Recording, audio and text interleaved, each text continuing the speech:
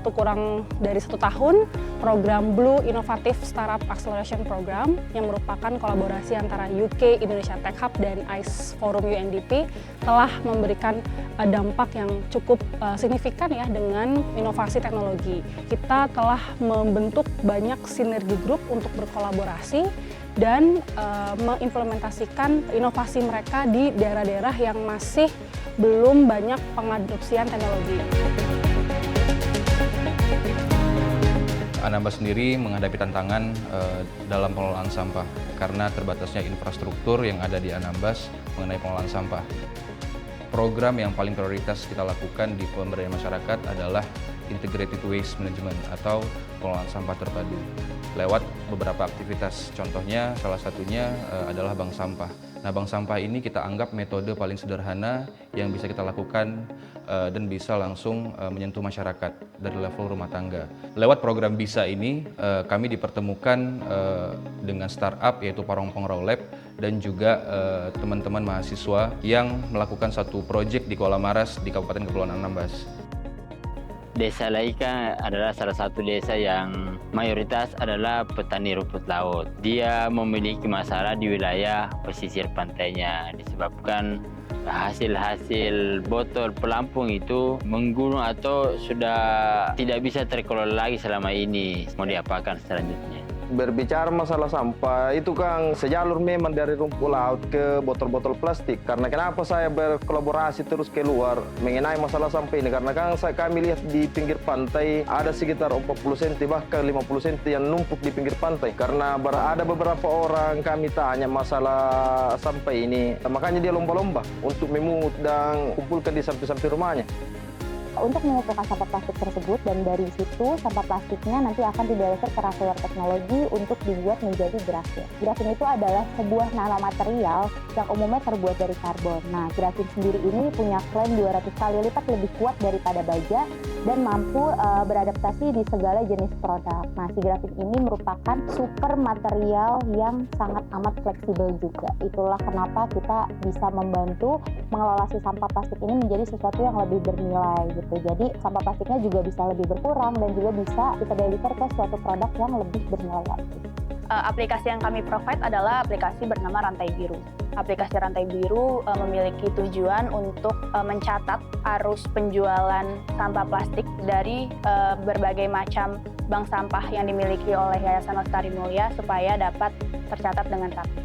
Kalau pendapat dari masyarakat lokal tentunya sejauh ini selama kami sosialisasi mereka sangat amat antusias ya dengan adanya Rantai Biru karena tentunya dapat mempermudah pekerjaan mereka untuk menjual sampah plastiknya ke Yayasan Lestari Mulia.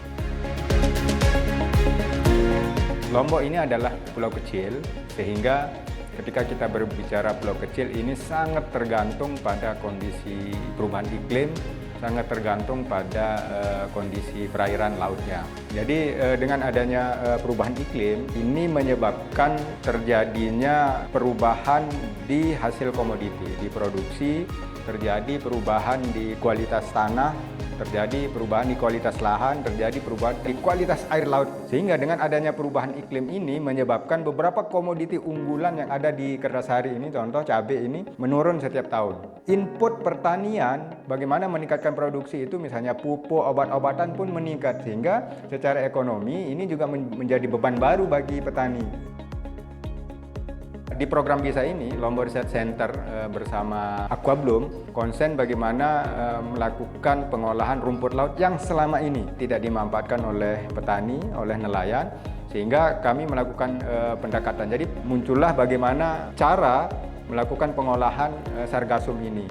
Dan banyak sekali tahapannya sehingga menghasilkan sebuah produk namanya biostimulan. Nah, biostimulan ini kegunaannya sangat bagus pada pertanian, baik itu untuk pertumbuhan vegetatif, pertumbuhan generatif bagi tanaman.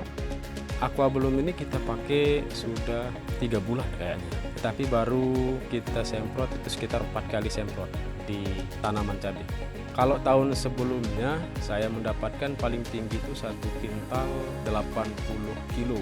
Tetapi alhamdulillah setelah menggunakan sargasum yaitu Aqua Strong itu hasilnya meningkat 2 kintal 12 kilo. Kita dapatkan itu yang di puncaknya. Bersama dengan Kolabit dan juga Ruang Kolaborasi Perempuan ini, kami membuat ide transformasi limbah ikan yang memang dilatih untuk bagaimana membuat pupuk, kemudian mempersiapkan sarana dan prasarana, kita siapkan tempat, dan kita kelola sesuai dengan standar yang ada di Kolabit. Dan dari pupuk yang dihasilkan ini kemudian kita uji cobakan ke petani-petani. Hari ini kami dari BPP Gonsalu Larantuka mengaplikasikan pupuk cair dari limbah ikan yang kami aplikasikan ke tanaman jagung. Di mana tanaman jagung ini umurnya sudah sekitar 3 minggu 2 hari. Kami mau mencoba apakah perkembangan dengan menggunakan pupuk organik cair dari limbah ikan ini ada perubahan atau tidak. Saya pernah mencoba sebelumnya tetapi di tanaman horti. Yang saya coba itu di tanaman terung dan tanaman tomat. Dan memang hasilnya sangat-sangat luar biasa. Sehingga kami merekomendasikan untuk mencobanya di tanaman pangan yaitu jagung.